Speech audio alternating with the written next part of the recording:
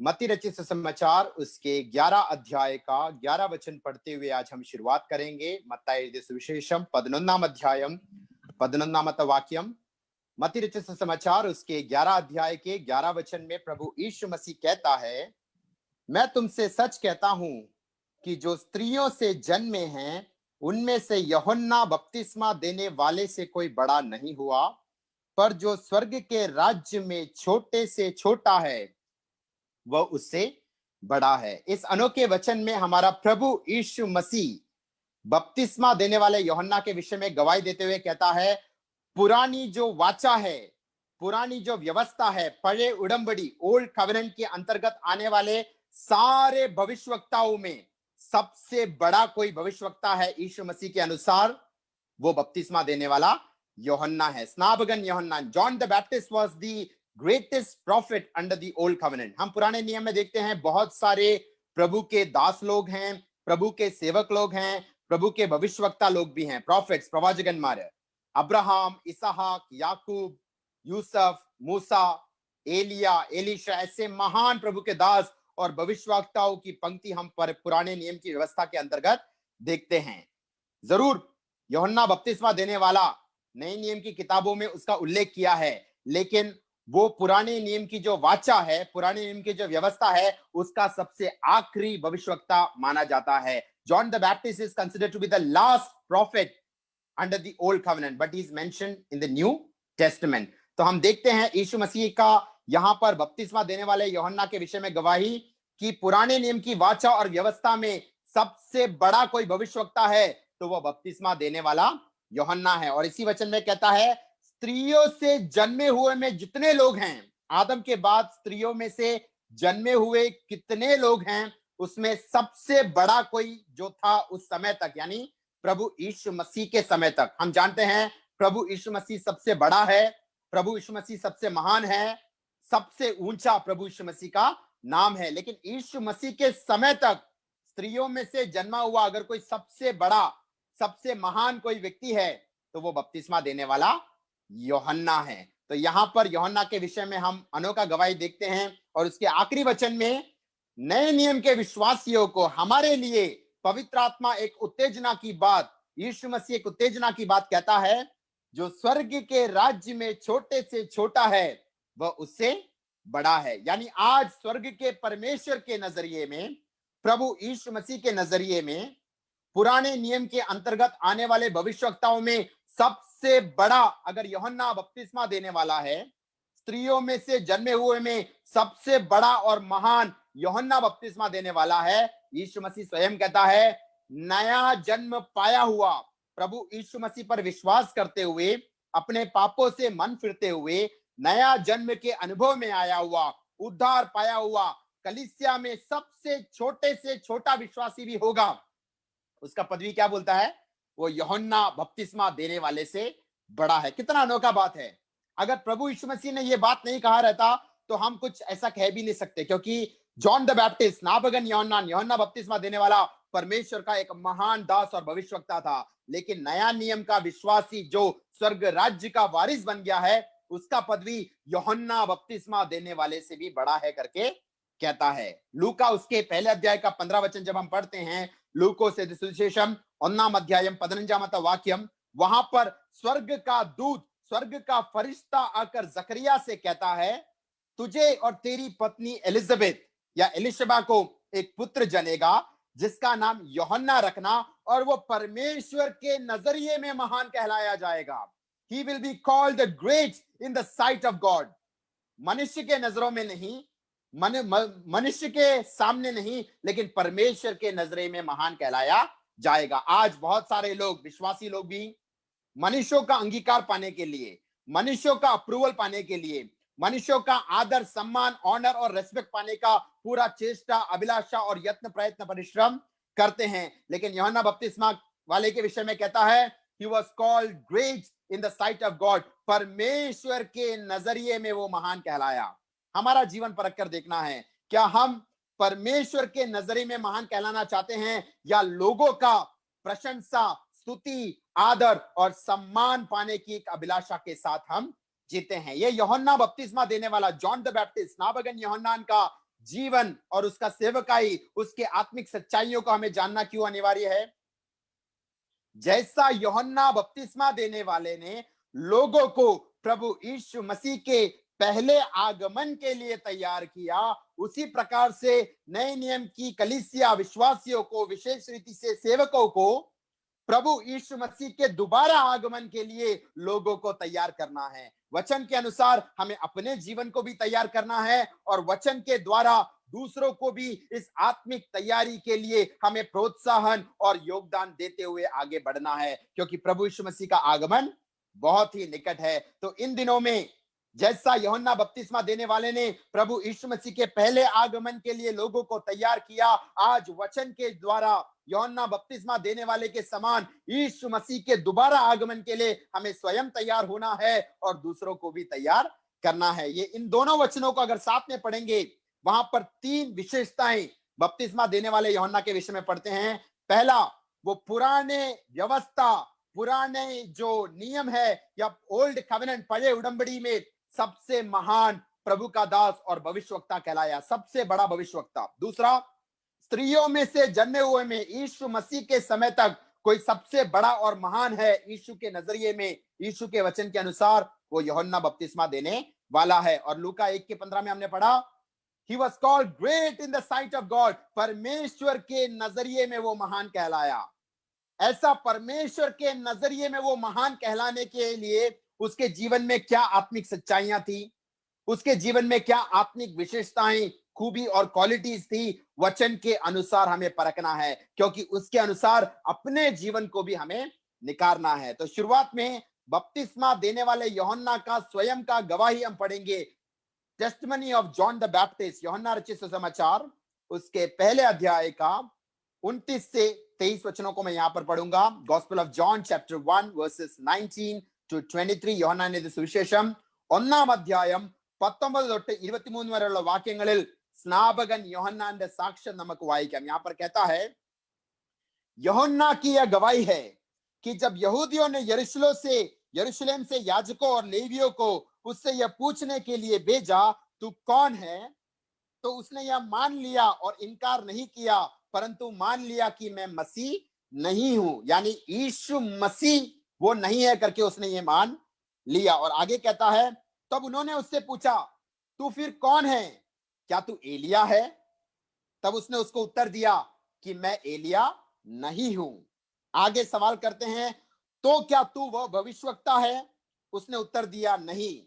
तब उन्होंने उससे पूछा, फिर तू है कौन, ताकि हम अपने भेजने वालों को उत्तर दे, तू अपने विषय में क्या कहता है। यहां पर हम देखते हैं, बपतिस्मा देने वाले यूहन्ना से कुछ लोग सवाल करने के लिए आते हैं। जो पहले कहते हैं, क्या तू यीशु मसीह तो नहीं? वो कहता है, मैं मसीह नहीं हूं। क्या तू एलिया है? उसके जवाब में भी वो उत्तर देता है, मैं एलिया नहीं हूं। वो अगले सवाल पूछते हैं, क्या तू कोई प्रवाचकन, प्रॉफिट या भविष्यवक्ता है? उसके जवाब में भी बपतिस्मा देने वाला यूहन्ना क्या बोलता है, मैं कोई भविष्यवक्ता भी नहीं हूं। तू कौन है? उसके उत्तर में उसका जो 23 वचन कहता है, उसने कहा, जैसा यशायाह भविष्यवक्ता ने कहा, मैं जंगल में एक पुकारने वाले का शब्द हूं कि तुम प्रभु का मार्ग सीधा करो। जब लोगों ने आकर उससे सवाल किया, क्या तू एलिया है? जब लोगों ने आकर उससे सवाल किया, क्या तू कोई प्रॉफिट, भविष्यवक्ता या प्रवाचकन है? वो बोलता है, ना ही मैं एलिया हूं, ना ही मैं एलिया जैसे महान कोई पदवी लेना चाहता हूं, ना ही मैं भविष्यवक्ता का कोई पदवी लेना चाहता हूं। लोगों ने आकर जब उसको भविष्यवक्ता पुकारना चाहा, उसने भविष्यवक्ता का पदवी भी लेने से मना किया। और तू कौन है? उसके जवाब में वो अंत में उत्तर देता है, आई am just a voice in the wilderness. कितना अनोखा वचन है, जंगल में पुकारने वाले का शब्द हूं। मेरा आइडेंटिटी क्या है, मेरा डेजिग्नेशन क्या है, मेरा टाइटल क्या है, लोग आदर सम्मान में मुझे क्या पुकारते हैं, वो कुछ भी मैं यहां पर उजागर नहीं करना चाहता। I am just a voice in the wilderness, जंगल में एक पुकारने वाले का शब्द। कितना अनोखा मनोभाव हम बपतिस्मा देने वाले यूहन्ना के विषय में कहते हैं। वो किसी प्रकार का टाइटल, डेसिग्नेशन लेना नहीं चाहता। लोग जब उसको महान प्रभु का दास, प्रभु का सेवक या भविष्यवक्ता बुलाने की चेष्टा करते हैं, he has no desire to be called as a prophet.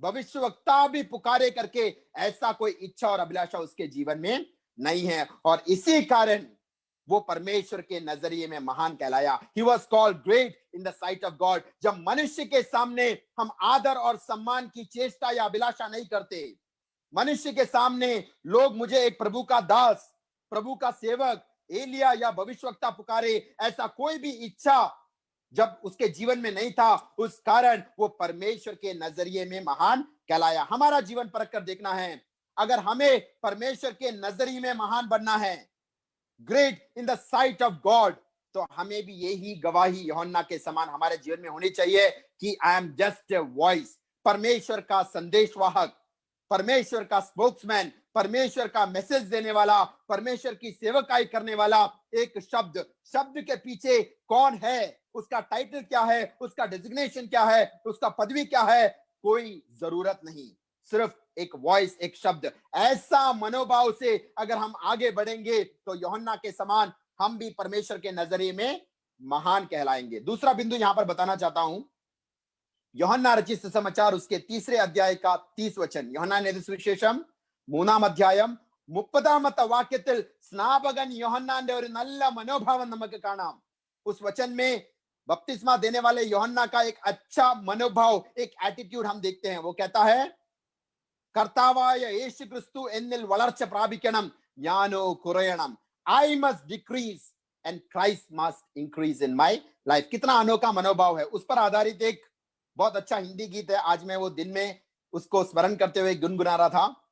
तेरे लहू से पाप धोता हूं, तेरे लहू से पाप धोता हूं, तू बढ़ता जा मैं कम होता हूं, तू बढ़ता जा मैं कम होता हूं, तू बढ़ता जा, तू बढ़ता जा, तू बढ़ता जा मैं कम होता हूं, तू बढ़ता जा मैं कम होता हूं। एक सच्चा विश्वासी, एक सच्चा प्रभु का दास और सेवक यूहन्ना बपतिस्मा देने वाले के समान ये वचन कह सकता है या गीत के अनुसार गा सकता है, हे प्रभु यीशु मसीह, तू मुझ में बढ़ता जा और मैं कम होता हूं। मेरा आइडेंटिटी, मेरा आदर, महिमा, प्रशंसा कुछ भी नहीं, प्रभु यीशु मसीह, लोग मेरे द्वारा तुझे देख पाए, लोग मेरे वचन के द्वारा, मेरे शब्द, वॉइस और आवाज के द्वारा प्रभु यीशु मसीह का सुसमाचार सुन पाए, उद्धार के अनुभव में आ पाए। विश्वासी लोग मेरे द्वारा वचन के संदेश को सुने और प्रभु यीशु मसीह के आगमन के लिए तैयार हो जाए, वही हमारे लिए बहुत बड़ा प्रतिफल है। संसार में हमें आदर और सम्मान नहीं मिला तो भी स्वर्ग में हमको एक बड़ा प्रतिफल है, हमें वो काफी है। संसार में हमें अपने आप को नम्र और दीन करना है प्रभु तू मुझ में बढ़ता जा, मेरा स्वभाव यीशु मसीह के समान हो जाए और मैं प्रभु के सामने अपने आप को नम्रता और दीनता के साथ अपना जीवन निर्वाह करना चाहता हूं। और इसी कारण, इसी मनोभाव के कारण बपतिस्मा देने वाला यूहन्ना परमेश्वर के नजरिए में महान कहला। He was called great in the sight of God। तीसरा बिंदु मैं बताना चाहता हूं, वो कभी भी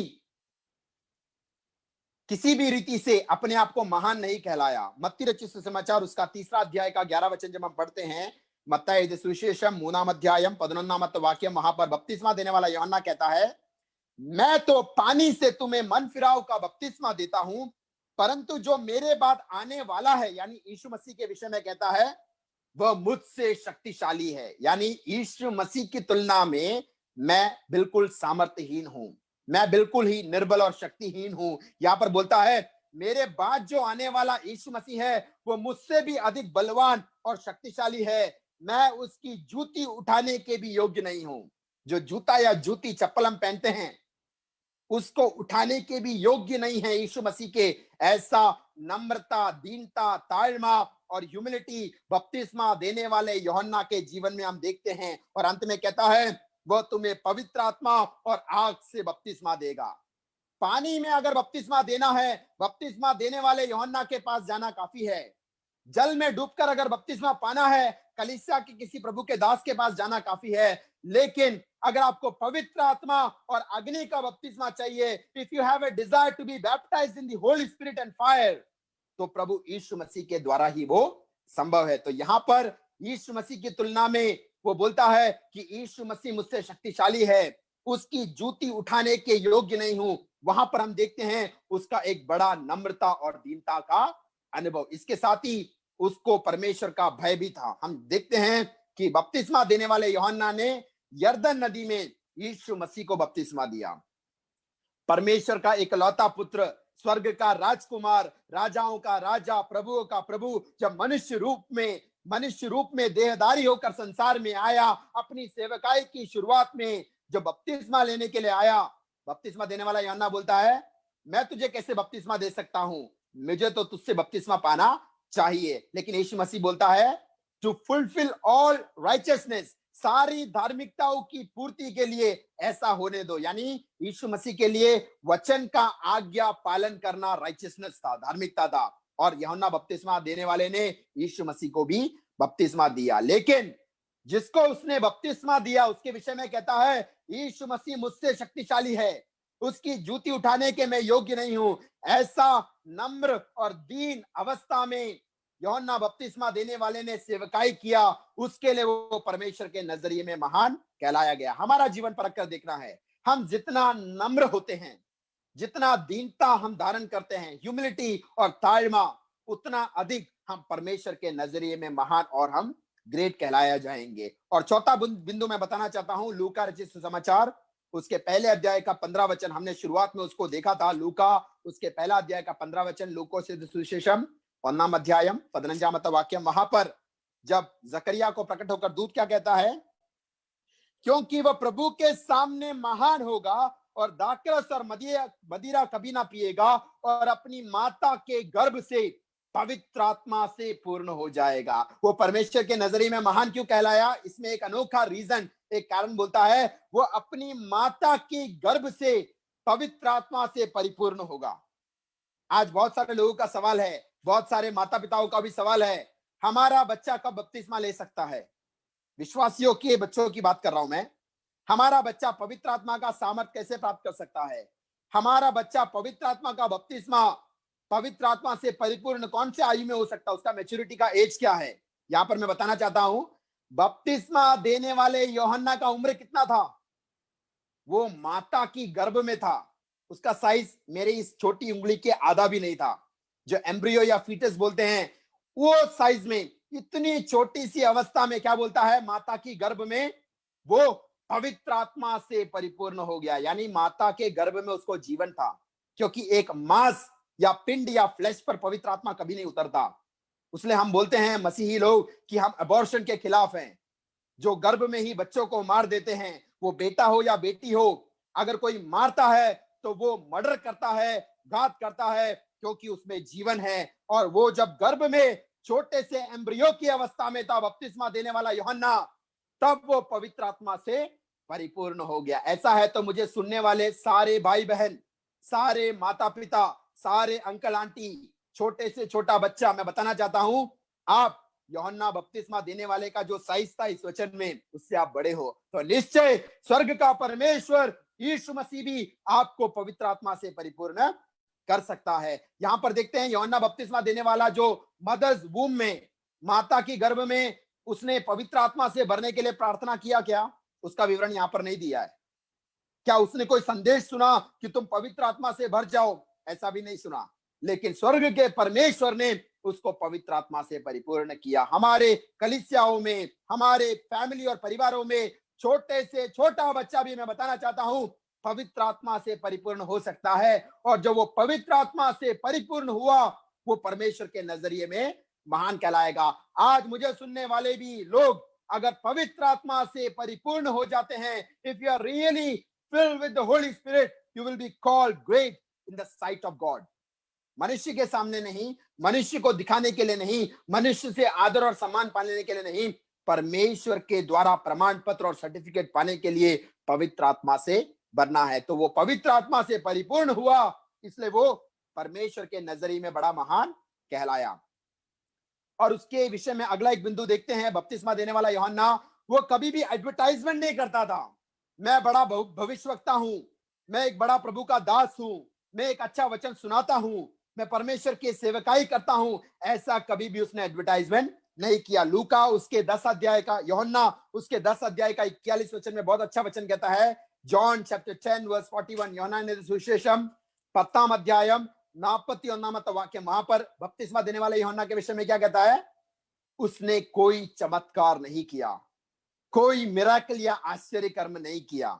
हम देखते हैं आज विश्वासियों से अगर सवाल करेंगे, प्रभु के दासों से अगर सवाल करेंगे, आज दुनिया में सबसे बड़ा और महान प्रभु का दास कौन है, या सबसे बड़ा भविष्यवक्ता आज 2020 में कौन है, तो बहुत सारे लोगों के मन में विचार क्या आता है? जो कोई बड़ा आश्चर्य कर्म करता है, कोई बड़ा छुटकारा चंगाई के काम करता है, या कोई बड़ा मिराकल करता है, वो शायद बड़ा प्रभु का दास होगा। लेकिन पवित्र आत्मा बपतिस्मा देने वाले के विषय में क्या कहता है? He did not do any miracles. उसने कोई चमत्कार और अद्भुत काम नहीं किया। और यीशु मसीह ने इसके विषय में क्या कहा? बपतिस्मा देने वाला यूहन्ना स्त्रियों में से जन्मे हुए लोगों में सबसे बड़ा व्यक्ति है। पुराने नियम के सारे भविष्यवक्ताओं को लेंगे, उसमें सबसे बड़ा और महान कौन है? बपतिस्मा देने वाला यूहन्ना। और ये परमेश्वर के नजरिए में महान कहलाया। याद रखना, इसने कोई चमत्कार नहीं किया, कोई मिराकल या कोई अद्भुत काम करके सामने एडवर्टाइज नहीं किया। निश्चय जिसको ये दान और वरदान मिला है, चंगाई का, छुटकारा का, अद्भुत का, चमत्कार का, उन्हें करना है। लेकिन बपतिस्मा देने वाले यूहन्ना के विषय में कहता है उसने कोई चमत्कार नहीं किया। फिर भी काफी लोग उसका संदेश सुनने के लिए आते थे। आज आप कोई भी नोटिस देखो, कोई भी बड़ा प्रचार देखो, वहां पर चंगाई नहीं होता होगा तो भी, छुटकारा नहीं होता होगा तो भी, मिराकल नहीं होता होगा तो भी, नोटिस में एक छोटा सा लाइन रहेगा, हीलिंग एंड डिलीवरेंस मिनिस्ट्री, क्योंकि वो सुनकर बहुत सारे लोग जमा हो जाते हैं। वो कोई बुरा नहीं है, परमेश्वर आज भी हीलिंग करता है, आज भी चंगाई, छुटकारा, आश्चर्य कर्म और अद्भुत काम करता है, हमारे बीच में भी करता है। लेकिन परमेश्वर के नजरिए में महान कहलाने के लिए बड़ा चमत्कार और छुटकारा करने की जरूरत नहीं है, क्योंकि जिस व्यक्ति ने कोई भी चमत्कार नहीं किया वो परमेश्वर के नजरिए में सबसे महान कहलाया। क्यों? क्योंकि परमेश्वर ने जो उसको अगुवाई दिया, परमेश्वर ने जो सेवकाई सौंपा, उसने वो पूरा किया। मत्ती उसके 3 अध्याय का 5 वचन कहता है, यरूशलेम और सारे यहूदिया और यरदन के आसपास के सब स्थानों के लोग उसके पास निकल आए। याद रखना, एक भी चंगाई नहीं, एक भी छुटकारा नहीं, एक भी आश्चर्य कर्म नहीं, एक भी अद्भुत काम नहीं, उसके बिना ही अनेक लोग बपतिस्मा देने वाले यूहन्ना का वचन का प्रचार सुनने के लिए, यहां तक कि अविश्वासी लोग भी। मार्कोस उसके 6:20 कहता है, जो अविश्वासी है, दुनियादारी में जीने वाला किंग हेरोदेस राजा, वो भी बपतिस्मा देने वाले यूहन्ना का वचन सुनने में इच्छा रखता था। वो डरता था। बपतिस्मा देने वाला यूहन्ना अपनी प्रचार के द्वारा उसके पापों को उजागर करता था, उससे वो डरता था।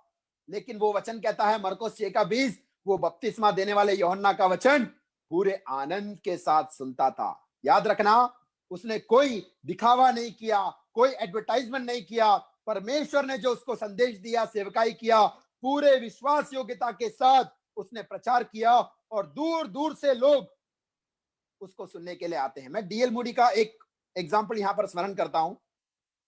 आज काफी लोग क्या है, कोशिश करते हैं हमें वचन की सेवकाई करना है या नए नए मिनिस्ट्री के द्वार खोलने हैं। मनुष्य नहीं खोलता है, स्वर्ग का परमेश्वर खोलता है। डीएल मूडी कहता है, अगर तुम डेजर्ट से, विल्डरनेस से बकेट में अगर फ्रेश पानी आप लेके जा रहे हो, मरुस्थल में, विल्डरनेस में, जंगल में, या जो डेजर्ट है उसमें आप एक अच्छा क्लियर जो फ्रेश वाटर पानी है अगर बकेट में लेके जा रहे हो, तो आपको लोगों को बुलाने की जरूरत नहीं है कि आओ प्यासे लोग आकर पानी पियो। अगर आपके बकेट में, आपके बर्तन में स्वच्छ पानी मौजूद है, तो दूर दूर से लोग, प्यासे लोग आपके पास आएंगे वो पानी को पीने के लिए। उसी प्रकार से डीएल मूडी ने कहा, हमें वचन से भी भरना है, पवित्र आत्मा से भी भरना है। इस मरुभूमि यात्रा में, इस जंगल के सफर में जब हम जाते हैं, प्यासे लोगों को परमेश्वर अपने आप हमारे पास भेजेगा।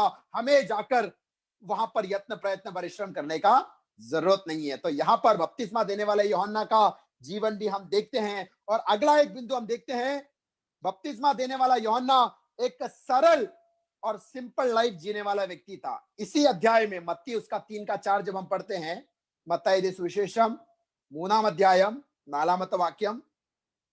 वहां पर बपतिस्मा देने वाला यूहन्ना, जॉन द बैप्टिस्ट, नाबगन यूहन्ना का एक सरल जीवन, एक सिंपल लाइफस्टाइल हम देखते हैं. वहां पर पढ़ता है, यूहन्ना ऊंट के रोम के वस्त्र पहने था और अपनी कमर में चमड़े का कटिबंध बांधे हुए था, और उसका भोजन क्या था? टिड्डियां और वनमधु, वेटिकली, और जो तेन हम बोलते हैं वो उसका भोजन था. एक रीति से हम कह सकते हैं, अगर आज बपतिस्मा देने वाले यूहन्ना को हम हमारे घर पे इनवाइट करते हैं, आज पैंडेमिक है, हमारे घर पे आ नहीं सकता, लॉकडाउन का सीजन अभी भी चल रहा है कई जगह पर, लेकिन एक महान प्रभु का दास बपतिस्मा देने वाला यूहन्ना अगर मुंबई प्रदेश में आया है, हम सुनेंगे, और उसको अगर हम घर पे इनवाइट करेंगे और बोलेंगे आपको एक पीटर इंग्लैंड का एक अच्छा शर्ट खरीद के देते हैं, तो वो बोलेगा मैं तो ऐसा कोई ब्रांड का कपड़ा नहीं पहनता हूं. आपको एक मान्यवर का एक अच्छा कुर्ता लेकर देते हैं, वो बोलता है मैं वो भी नहीं पहनता. अपने घर पे बुलाकर उसको अच्छा परोटा या पोत करी अगर सर्व करेंगे, चिकन बिरयानी या मटन बिरयानी अगर परोसेंगे, वो बोलेगा मैं ये सब नहीं खाता. ये सब खाना या पहनना बुरा नहीं है, क्योंकि यीशु मसीह का जीवन देखते हैं, वो बपतिस्मा देने वाले यूहन्ना के समान नहीं था. बाकियों के समान अच्छा वेशभूषा पहनता था, अच्छा वस्त्र पहनता था और अच्छा खाना भी खाता था. उसको देखकर कुछ लोगों ने क्या कहा? ही इज ग्लटन, वो तो बहुत पेट पूजा करने वाला व्यक्ति है. लेकिन यीशु मसीह को उससे कुछ फर्क नहीं पड़ा. यहां पर हम बपतिस्मा देने वाले यूहन्ना के विषय में क्या पढ़ते हैं? वो एक बहुत ही सिंपल रीति से जीने वाला व्यक्ति था. कितना अधिक हमें धन, वेल्थ या इनहेरिटेंस मिला है, उसमें कोई बड़ी बात नहीं है. हम परमेश्वर के नजरिए में कितना सिंप्लीफाइड लाइफ जीते हैं, उसके अनुसार परमेश्वर हमें इस्तेमाल करेगा. तो इस वचन में हम देखते हैं, यूहन्ना बपतिस्मा देने वाला एक याजक के परिवार में था. जकरिया और एलिजाबेथ का बेटा था. उसको चाहिए तो बहुत ऐशो आराम में जीवन बिता सकता था, लेकिन परमेश्वर का जब बुलाहट आया, वो एकदम सरल और सिंपल लाइफ जीने की चेष्टा करने लगा, और उसी खातिर वो परमेश्वर के नजरिए में बड़ा कहलाया. हमारा जीवन भी परख कर देखना है. भले ही हमें अच्छा जॉब होगा, हाई सैलरी होगा, अच्छा इनहेरिटेंस, बैंक बैलेंस हो सकता है, लेकिन परमेश्वर के नजरिए में एक अनुशासन, एक डिसिप्लिन, एक सरल और सिंपल लाइफ जीते हुए परमेश्वर की सेवा करना इन अंत के दिनों में परमेश्वर हमसे चाहता है. हमें दूसरों को न्याय नहीं करना है. वो व्यक्ति कैसे जी रहा है, ये व्यक्ति कैसे जीता है, परमेश्वर हमें देखता है कि हमारा जीवन कैसा है. हमें उसके नजरों में उसका अप्रूवल और प्रमाण पत्र पाने के लिए हमें जीना चाहिए. आगे हम देखते हैं, वो किसी को प्रशंसा पाने के लिए या लोगों को खुश करने के लिए कभी भी उसने सेवकाई नहीं किया. बपतिस्मा देने वाला यूहन्ना का जीवन हम पढ़ते हैं, वो लोगों को खुश करने के लिए, कलीसिया के विश्वासियों को खुश करने के लिए कभी भी उसने प्रयास नहीं किया. गलाती उसका 1:10, गलाती लेखनम 1-ാം അധ്യായം 10-ാമത്തെ വാക്യം. वहां पर पौलुस क्या कहता है? If I seek to please a single person, I cannot be a servant of Christ. मैं अगर एक भी व्यक्ति को खुश करने के लिए मैं प्रचार करता हूं या सेवकाई करता हूं, तो मैं प्रभु का दास नहीं कहलाता. इसलिए हम यहां पर मत्ती उसका 3:7 से जब पढ़ते हैं, वहां पर क्या पढ़ते हैं? जब उसने बहुत से फरीसी और सदुकियों को बपतिस्मा के लिए अपने पास आते हुए देखा. आज देखना, कलीसियाओं में, प्रभु के दासों के पास, सेवकों के पास, विश्वासियों के पास अगर कोई व्यक्ति सामने से आकर कहता है मुझे बपतिस्मा लेना है, सामने से आकर कहता है मुझे आपके कलीसिया का मेंबरशिप लेना है, सामने से आकर कहता है मैं आपके साथ संगति करना चाहता हूं, मुझे बपतिस्मा दो, आज बहुत सारे लोग तुरंत ही उनको उठा के लेके जाके बपतिस्मा देने लगते हैं. लेकिन यहां पर बपतिस्मा देने वाला यूहन्ना का जवाब क्या है? वो बोलता है, हे सांप के बच्चों, तुम्हें किसने जता दिया कि आने वाले क्रोध से भागो. मीटिंग में लोग आए हैं, आज के भाषा में जूम मीटिंग में, फेसबुक लाइव में, हमारे संगति में, कलीसिया में वचन को सुनने के लिए आए हैं. उनको बपतिस्मा देने वाला यूहन्ना क्या बोलता है? സർപ്പസന്തതികളെ നിങ്ങളോട് യോഗത്തിൽ വരാൻ ആര് പറഞ്ഞു? जूम मीटिंग में आने के लिए सांप के बच्चे. कितना खतरनाक शब्द का प्रयोग किया. क्यों? बपतिस्मा देने वाला यूहन्ना सबको बपतिस्मा नहीं देता था. जिसने सच्चे रीति से मन फिरा है, मानसांद्रपेट, पश्चाताप और रिपेंटेंस का फल दिखाई देता है, उसी व्यक्ति को वो बपतिस्मा देता है. फरीसी लोग, सदूकी लोग, उन्हें वचन का बहुत अच्छा ज्ञान था, वहां के बाइबल सेमिनारी में बहुत अच्छा अध्ययन किया है, डिग्री और टाइटल पाया है, वो बपतिस्मा देने वाले यूहन्ना के पास आकर कहते हैं हमें बपतिस्मा दो, और उनको क्या बोलता है उत्तर में? You are the brood of vipers, सांप के बच्चे, सर्प संततिगण। सांप के चमड़े पर थोड़ा सा पानी गिरने से सांप का जहरीला स्वभाव जैसे बदलता नहीं, वैसे यूहन्ना यहाँ पर कहता है थोड़ा सा बपतिस्मा मैंने तुम्हें दे दिया, थोड़ा सा जल तुम्हारे ऊपर गिर गया, पानी के अंदर डुबकी लगाने से तुम्हारा ये पॉइजनस वेनोमिनस जहरीला स्वभाव नहीं बदलेगा। पहले मन फिरो, पश्चाताप करो, पश्चाताप के अनुसार मन फिर के फल लाओ, तो मैं तुम्हें बपतिस्मा दूंगा। इन लोगों का कहना था अब्राहम हमारा पिता है, हमारे घर पे एक प्रभु का दास है, मेरे दादा परदादा नाना चाचा महान प्रभु के दास है। आपके घर पे प्रभु का दास होने से, आपके परिवार में महान प्रभु का दास होने से, आपका दादा या नाना महान प्रभु का दास होने से आप स्वर्ग में नहीं जाओगे। बपतिस्मा देने वाला यूहन्ना कहता है आपको मन फिरना है, आपको अपने पापों को अंगीकार करना है, और ऐसा पश्चाताप करोगे तभी मैं बपतिस्मा दूंगा। आप अब्राहम की संतान कहलाते हो, लेकिन आप अब्राहम के संतान नहीं हो, आप सांप के संतान हो। जहरीला सांप का स्वभाव, दूसरों को चोट पहुंचाने का, दूसरों के बारे में बुराई करने का, दूसरों को स्टिंग या चोंच मारने का स्वभाव आपके जीवन में है। आपको मन फिरना है। बपतिस्मा देने वाले का संदेश ऐसा कोई प्रचार करेगा तो कोई मीटिंग में आएगा क्या? कलीसिया छोड़कर चले जाएगा, जूम मीटिंग छोड़कर चले जाएगा, फेसबुक में लाइक भी नहीं, वो कुछ और कमेंट मार के चले जाएगा। लेकिन बपतिस्मा देने वाले यूहन्ना ने अपना संदेश का स्टैंडर्ड कम नहीं किया। उसने बोला आपको मन फिरना है, आपको बपतिस्मा देना है। अब्राहम मेरा पिता है, अब्राहम हमारा पिता है, हम विश्वासी परिवार में पैदा हुए हैं, ऐसा बोलना काफी नहीं। आपको स्वयं मन फिरना है और मन फिरावट के अनुसार फल लाना है। ऐसा सिर्फ परमेश्वर की महिमा के लिए प्रचार करते हुए, लोगों को प्रसन्न नहीं करते हुए उसने जिया। उसने वो परमेश्वर के नजरिए में महान कहलाया। He was called great in the sight of God. अगला एक बिंदु हम पढ़ते हैं यूहन्ना उसके पहले अध्याय का 29 और 33 वचन।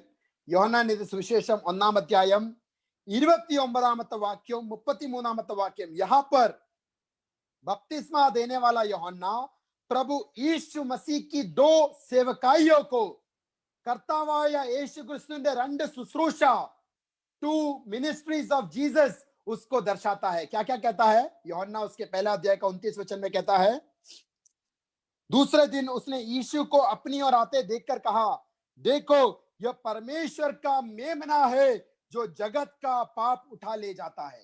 यानी पहली बात क्या कहता है यीशु मसीह के विषय में बपतिस्मा देने वाला यूहन्ना, देखो यह परमेश्वर का मेमना है जो जगत का पाप उठा ले जाता है। ഇതാണ് ദൈവത്തിന്റെ കുഞ്ഞാട്, ഈ ലോകത്തിന്റെ പാപം വഹിക്കുന്ന കുഞ്ഞാട്. He is the lamb of God who will take the sin of this entire world. वो है यीशु मसीह का पहला सेवकाई जो यूहन्ना यहां पर बताता है। और दूसरा सेवकाई क्या है उसका 33 वचन कहता है, जिस पर तू आत्मा को उतरते और ठहरते देख, वही पवित्र आत्मा से बपतिस्मा देने वाला है। यीशु मसीह के विषय में क्या कहता है, वो लोगों को पवित्र आत्मा से बपतिस्मा देगा। ये दो मिनिस्ट्रीज, लोगों को पाप से उद्धार देना, लोगों को पाप क्षमा देना और लोगों को पवित्र आत्मा से बपतिस्मा देने का जिम्मेवारी सेवकाई किसका है? यीशु मसीह का है। अगर हम नया नियम पढ़ेंगे, मत्ती, मरकुस, लूकोस, यूहन्ना, ये 4 सुसमाचार अगर पढ़ेंगे और एक सवाल अगर करेंगे, what is the first promise in the new testament? नया नियम में सबसे पहला वाग्दत्तम, सबसे पहला वायदा, प्रतिज्ञा, प्रॉमिस क्या है? मत्ती उसका 1:21, मत्ती सुविशेषम 1-ാം അധ്യായം 21-ാമത്തെ വാക്യം। वहां पर कहता है उसका नाम यीशु कहलाया जाएगा क्योंकि वह अपने लोगों को उनके पापों से उद्धार देगा। His name will be called Jesus because he will save his people from their sins. അവന്റെ പേര് യേശു ആയിരിക്കും, തന്റെ ജനത്തെ അവരുടെ പാപത്തിൽ നിന്ന് രക്ഷിക്കും। तो यीशु मसीह ने या नया नियम में सबसे पहला प्रॉमिस हमको क्या दिया है? उसका नाम यीशु कहलाया जाएगा क्योंकि वह अपने लोगों को उनके पापों से बचाएगा। तो हमारे जीवन में भी उस प्रॉमिस का होना अनिवार्य है। जिन्होंने उद्धार नहीं पाया है, जिन्होंने अभी तक प्रभु को स्वीकारा नहीं है, उनको मैं बताना चाहता हूं, आपके लिए भी ये पहला प्रॉमिस लागू है। उसका नाम यीशु है, क्योंकि वो अपने लोगों को, आपको, आपके पापों से उद्धार देगा। What is the second promise in the new testament? नए नियम में जो दूसरा प्रतिज्ञा, प्रॉमिस या वाग्दत्तम क्या है? मत्ती उसका 3:11 थोड़ी देर पहले हमने पढ़ा। Jesus will baptize you in holy spirit and fire. यीशु मसीह तुम्हें पवित्र आत्मा और अग्नि से बपतिस्मा देगा। वो है नए नियम का दूसरा प्रॉमिस या वाग्दत्तम। तो यीशु मसीह का पहला या नए नियम में जो सबसे पहला वायदा दिया है, वो भी हमारे जीवन में अनुभव होना चाहिए। हमें उद्धार के अनुभव में आना है, क्योंकि यीशु मसीह अपने लोगों को उनके पापों से बचाता है, उद्धार देता है। और दूसरा प्रॉमिस भी हमें पाना है, यीशु मसीह हमें पवित्र आत्मा और अग्नि से बपतिस्मा देगा। और पत्रोस पेंतिकोस्त के दिन ये दोनों सच्चाइयों को साथ में लाकर कहता है, अपोस्तल प्रवृत्ति 2 अध्यायम 38 वाक्യം വായിക്കുമ്പോൾ, प्रेरितों के काम उसके दूसरे अध्याय का 38 वचन में कहता है, मन फिरो और बपतिस्मा लो तो आपको 2 दान मिलेंगे। कौन कौन से? एक तो आपको पाप क्षमा मिलेगा, दूसरा पवित्र आत्मा का दान मिलेगा। तो नए नियम का जो पहला 2 प्रॉमिस है, पहला 2 वायदा या वाग्दत्तम है, वो पेंतिकोस्त के दिन पत्रोस बोलता है, अगर आप सच्चे सिरे से मन फिरोगे और बपतिस्मा लोगे तो आपको प्रभु पापों से उद्धार देगा, आपको पाप क्षमा दिया जाएगा। और दूसरा, आपको पवित्र आत्मा का दान, यानी पवित्र आत्मा और अग्नि से आपको बपतिस्मा दिया जाएगा। अग्नि पवित्र आत्मा नहीं है और पवित्र आत्मा अग्नि नहीं है, लेकिन पवित्र आत्मा का जो क्रिया है, पवित्र आत्मा का जो सेवकाई है, वो अग्नि के समान है। जैसे यिर्मयाह उसका 23:29 क्या कहता है? God's word is like fire. परमेश्वर का वचन अग्नि के समान है। वचन अग्नि नहीं है, लेकिन वचन जब काम करता है, हमारे जीवन में जो बुरी बातें हैं, पाप की बातें हैं, कचरे के समान बातें हैं, उसको जलाकर राख करते हुए हमें पवित्र जीवन की ओर अग्रसर करता है। वैसा ही पवित्र आत्मा जब हम पाते हैं, उससे भरते हैं, हमें पवित्रता की ओर वो बढ़ाता है। परमेश्वर की आत्मा को अलग अलग नाम दिया जा सकता था। सामर्थ का आत्मा, अनुग्रह का आत्मा, दया का आत्मा, सप्लिकेशन का आत्मा, लेकिन स्वर्ग के परमेश्वर ने उसको क्या नाम दिया? HOLY, होली स्पिरिट, पवित्र आत्मा, परिशुद्ध आत्मा, क्योंकि सबसे पहले वो हमको पवित्र जीवन की ओर अग्रसर करता है। अगला एक बिंदु मैं बताना चाहता हूं, वो किसी से डरता नहीं था। बपतिस्मा देने वाला यूहन्ना किसी से डरकर जीने वाला या किसी से डरकर सेवकाई करने वाला व्यक्ति नहीं था। लूका उसके 3 अध्याय का जब 19 वचन हम पढ़ते हैं, लूकोस सुविशेषम 3 अध्यायम 19 वाक्യം വായിക്കുമ്പോൾ वहां पर कहता है, लूका उसके 3 अध्याय का 19 वचन में कहता है, परंतु जब उसने चौथाई देश के राजा हेरोदेस को उसके भाई फिलिप्पुस की पत्नी हेरोदियास के विषय में और सब कुकर्मों के विषय में जो उसने किया था उलाहना दिया। याद रखना, हेरोदेस वहां का एक बड़ा राजा था, उसके खिलाफ कोई बात नहीं कर सकता था, उसके खिलाफ कोई बोल नहीं सकता था। लेकिन बपतिस्मा देने वाला यूहन्ना उसके पाप को उजागर करते हुए कहता है, तूने अपने भाई फिलिप्पुस की पत्नी के साथ रिश्ता बनाने का प्रयास किया है, तूने एक इमोरालिटी में जाने का प्रयास किया है, अपने स्वयं के भाई की पत्नी को अपनी पत्नी बनाने का प्रयास किया है।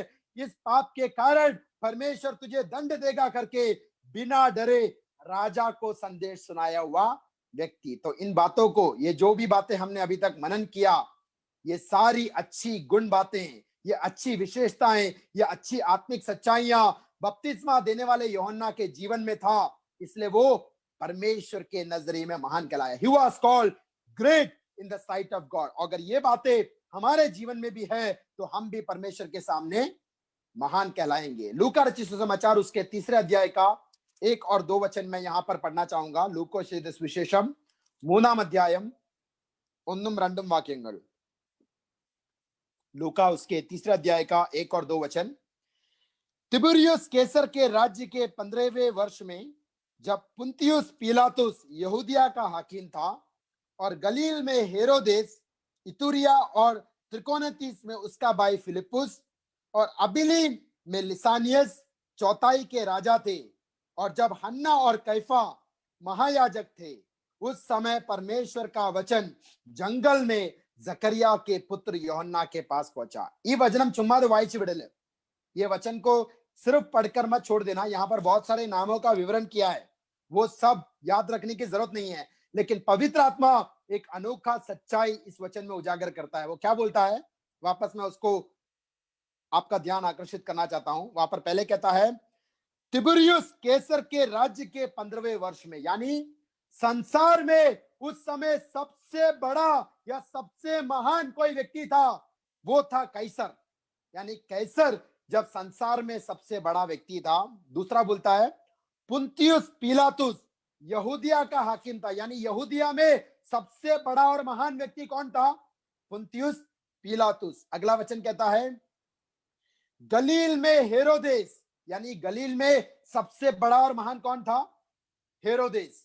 आगे बोलता है, इतुरिया और त्रकोनितिस में उसका भाई फिलिपुस, यानी इतुरिया और त्रकोनितिस में फिलिपिस सबसे बड़ा और महान व्यक्ति था। और आगे बोलता है, अबिलीन में लिसानियस एक राजा था। अबिलीन जो नामक जगह था, वहां पर लिसानियस बड़ा व्यक्ति था। और आगे क्या बोलता है, हन्ना और कैफा महायाजक थे। तो यहां पर कैसर एक महान और बड़ा व्यक्ति था, पिलातुस एक महान और बड़ा व्यक्ति था, हेरोदेस राजा एक महान और एक बड़ा व्यक्ति था, फिलिपिस एक बड़ा और महान व्यक्ति था, अबिलेन एक महान और बड़ा व्यक्ति था। हम देखते हैं संसार में आज, जैसे हम बोलते हैं, अमेज़न का जो फाउंडर है आज सबसे अमीर आदमी है, अंबानी बहुत अमीर आदमी है, या बिल गेट्स बड़ा आदमी है, या डोनाल्ड ट्रंप एक बड़ा प्रेसिडेंट है।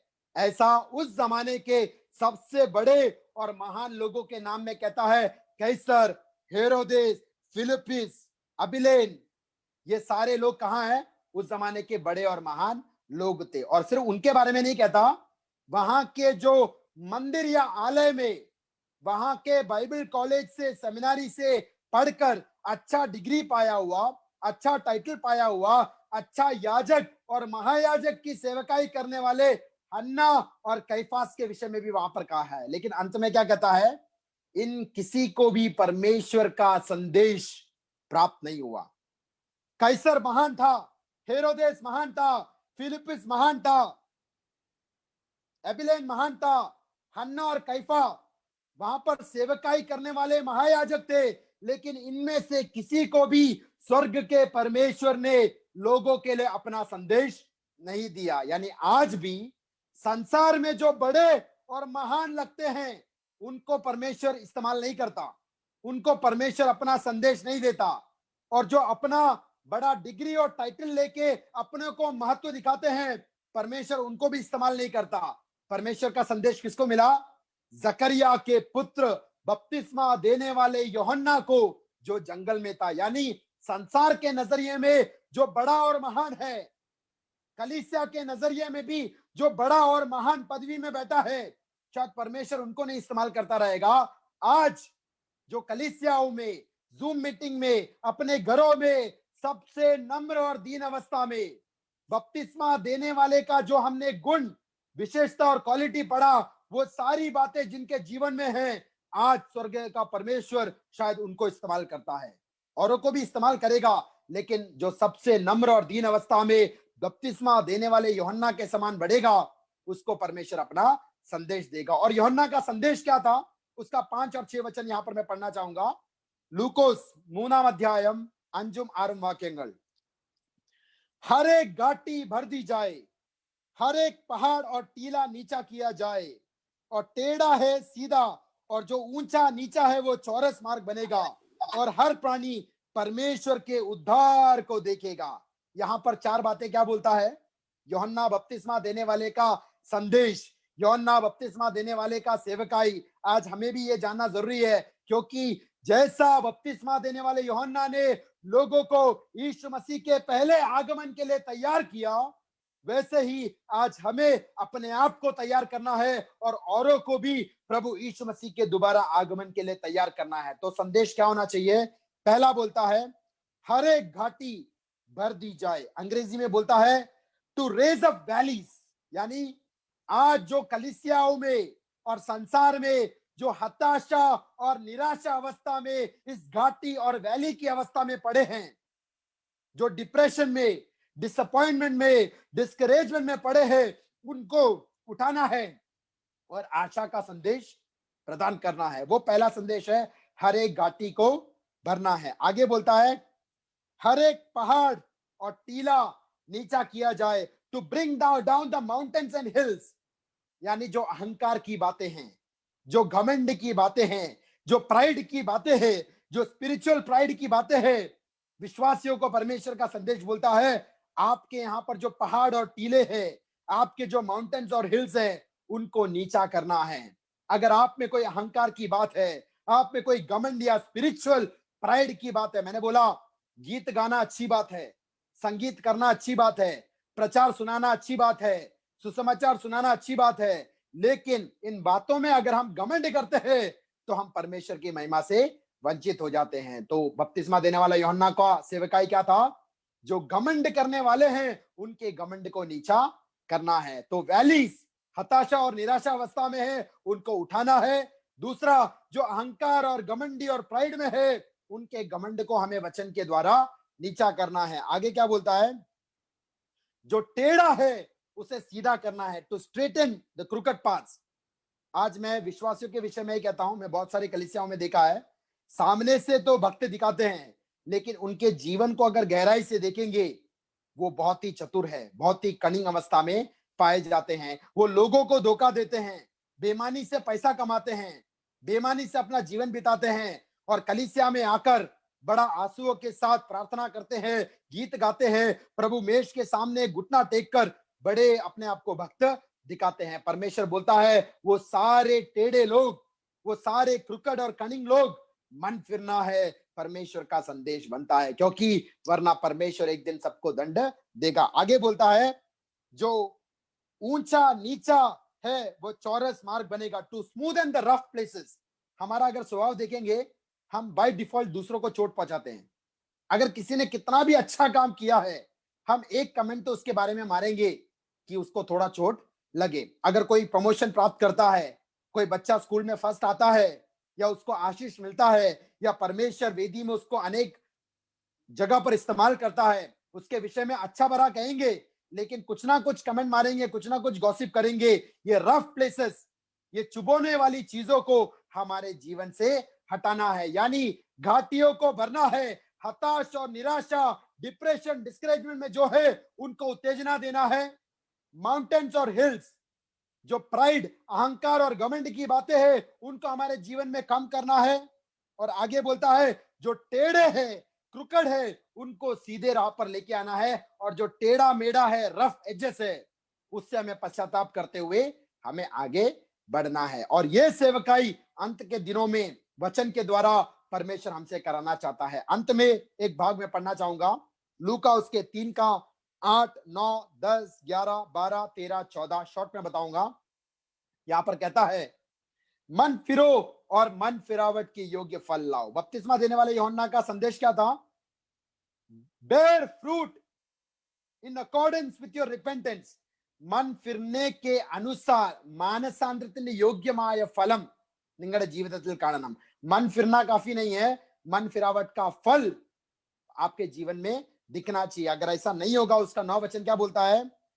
अब कुल्हाड़ों को पेड़ों की जड़ पर धरा है। जो एक्स है, कुल्हाड़ी है, उसको पेड़ों की जड़ पर रखा है। यानी परमेश्वर आपको फल लाने के लिए समय देता है। अगर आप फल नहीं लाओगे, एक दिन परमेश्वर अपना हिसाब चुकाएगा। तो मन फिरावट के अनुसार फल कैसे लाना है?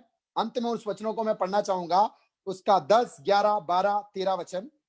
तब लोगों ने उससे पूछा, हम क्या करें? बपतिस्मा देने वाले यूहन्ना ने जब अच्छा संदेश, अच्छा मैसेज सुना, तो उसके जवाब में लोग आके पूछते हैं, हमें क्या करना चाहिए? मन फिरावट के अनुसार फल लाना है, वो हम कैसे लाए? तो उसके जवाब में वो क्या कहता है? जिसके पास 2 कुर्ते हो, वो उसके साथ जिसके पास नहीं है बांट लें, और जिसके पास भोजन हो, वो भी ऐसा ही करे। महसूस लेने वाले भी बपतिस्मा लेने आए और उससे पूछा, हे गुरु, हम क्या करें? उसने उनसे कहा, जो तुम्हारे लिए ठहराया गया है, उससे अधिक ना लेना। सिपाहियों ने भी उससे यह पूछा, हम क्या करें? उसने कहा, किसी पर उपद्रव ना करना और ना झूठा दोष लगाना और अपने वेतन पर संतोष करना। कितना अनोखा बात बोलता है। प्रैक्टिकल क्रिश्चियन लाइफ, प्रायोगिक क्रिस्तीय जीवितम, प्रायोगिक मसीह जीवन कैसा होना चाहिए वो अंत में यहां पर बताता है। वो बोलता है जिसके पास 2 कुर्ते हैं वो एक को दे दो, यानी जिसके पास वस्त्र नहीं है, जिन गरीबों के पास वस्त्र नहीं है आप उनको वस्त्र दीजिए, जिनके पास भोजन नहीं है उनको भोजन दीजिए, जिनको सहायता करना है उनको सहायता कीजिए। और आगे बोलता है महसूस लेने वाले, यानी जो टैक्स लेने वाले वहां के लोग थे, उनको क्या कहता है, जो तुम्हारे लिए ठहराया गया है उससे अधिक ना लेना। ये हर एक विश्वासियों के लिए, हर एक प्रभु के दासों के लिए, हर एक प्रभु के सेवकों के लिए एक वचन है। वो बोलता है स्वर्ग का परमेश्वर ने आपके लिए एक आशीष, आपके लिए एक तनख्वाह, आपके लिए प्रॉपर्टी, आपके लिए एक धन दौलत फिक्स किया है। सबके लिए एक समान नहीं, आपके लिए जो निश्चित किया है उससे ज्यादा लेने का प्रयास मत कीजिए, वरना आप धन के लोभी हो जाएंगे। जो परमेश्वर ने आपको इस्तेमाल के लिए दिया है आप इस्तेमाल कीजिए। ऑफिस में काम करने वाले, कंपनी में काम करने वाले, हॉस्पिटल में काम करने वाले, स्कूल में पढ़ाने वाले, ऑफिसेस, कंपनीज, कार्यालयों में काम करने वाले और कलीसिया में सेवकाई करने वाले सबों को परमेश्वर का संदेश बोलता है आपको जो परमेश्वर देना चाहता है उससे 1 रुपया ज्यादा आपके जेब में, अकाउंट में नहीं होना चाहिए। जो दूसरों को देने के लिए रखा है, गरीबों को देने के लिए रखा है, सेवकाई के लिए रखा है, उसमें से 1 रुपया भी, कंपनी का 1 रुपया एक्स्ट्रा, हॉस्पिटल का, स्कूल का 1 रुपया एक्स्ट्रा आपके जेब में, आपके पर्स में, आपके अकाउंट में है तो परमेश्वर बोलता है आपको मन फिरना है। वरना जब परमेश्वर आएगा सबके सामने ये बात आएगा, उस दिन आपको लज्जित होना पड़ेगा। जिसने पिछले दिनों में गलती किया है, मैंने बहुत सारे लोगों का गवाही सुना है। नॉर्थ इंडिया में एक व्यक्ति ने कहा मैंने विदेशों से सेवकाई के लिए बहुत सारा धन कमाया, उत्तर भारत में ट्रैक्ट बांटने के लिए, कलीसियाओं का निर्माण करने के लिए, सेवकाई करने के लिए बहुत सा धन मैंने लिया, लेकिन उसमें से थोड़ा ही इस्तेमाल किया और बाकी बेंगलोर में एक बड़ा बंगला बनाकर, गाड़ी बनाकर स्वयं का किंगडम बनाया और उसने पश्चाताप किया, शायद धन भी दिया रहेगा। ऐसे बहुत सारे लोग हैं, उनको आज कृपा युग है, एज ऑफ ग्रेस में रहते हैं, उसलिए दंड नहीं मिलता। इसका मतलब परमेश्वर ने छोड़ा नहीं है, पश्चाताप के अनुसार योग्य आपको फल लाना है। आपको जो निश्चित किया है उससे अधिक आप ना लो। अंत में क्या बोलता है, किसी पर उपद्रव मत करो, अविश्वासी हो, विश्वासी हो, प्रभु का दास हो, उनको चोट पहुंचाने के लिए उपद्रव करने का आप काम मत लो, अपने वेतन पर संतोष करो। 2 बार इस बात को दोहराता है, आपको जो दिया है उसमें संतुष्ट हो। अगर आपको परमेश्वर और आशीष देना चाहता है वो समय पर देगा। You don't need to grab, आपको पकड़कर जबरदस्ती छीनने का जरूरत नहीं है। जो आप छीनोगे वो आपके हाथ से चला जाएगा, जो स्वर्ग का परमेश्वर दान देगा वो हमेशा बरकरार रहेगा। तो इन दिनों में बपतिस्मा देने वाले यूहन्ना के समान परमेश्वर के नजरिए में महान बनते हुए, to be great in the sight of God, और परमेश्वर की आगमन की तैयारी के साथ रहने के लिए इन वचनों के द्वारा